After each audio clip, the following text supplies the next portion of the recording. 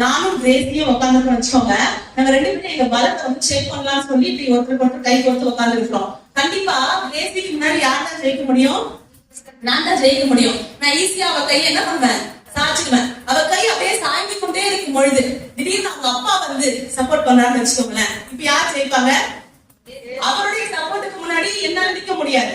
கண்டிப்பா அவங்கதான் ஜெயிப்பாங்க. இதுதான் இன்னைக்கு நமக்கு நடக்க போகுது. சத்துரு என்ன பண்ணலாம் அப்படின்னா, ஓகே இவங்க இன்னைக்கு எப்படி விழ தட்டுறோம் பார், இவங்க வாழ்க்கையில் இருக்காம ஆக்குறோம் பார் அப்படின்னு சொல்லி நம்மள அப்படியே தள்ளுறதுக்காக அவன் போராடிட்டே இருக்கான். அவன் பலத்துக்கு முன்னாடி நம்மளால போராட முடியாம நம்ம கீழே விழுறது போல போயிட்டே இருக்கிறோம். இப்ப கர்த்தர் சொல்றாரு, எப்பொழுதெல்லாம் உன்னுடைய புயம் நீ இருக்க முடியாதபடிக்கு தளர்ந்து போகிறதோ அப்பொழுதெல்லாம் யாக்கோபின் வல்லவருடைய நித்திய புயங்கள் உனக்காக வெளிப்படுகிறது. நமக்காக அந்த புயம் வெளிப்பட்டு நம்மளோட கூட சப்போர்ட்டுக்கு யார் வந்து நிக்கிறாங்க தெரியுமா? அப்பாவுடைய கை வந்து நிக்குது. இப்ப சொல்லுங்க, சத்துரு ஜெயிப்பானா நம்ம ஜெயிப்போமா? நம்ம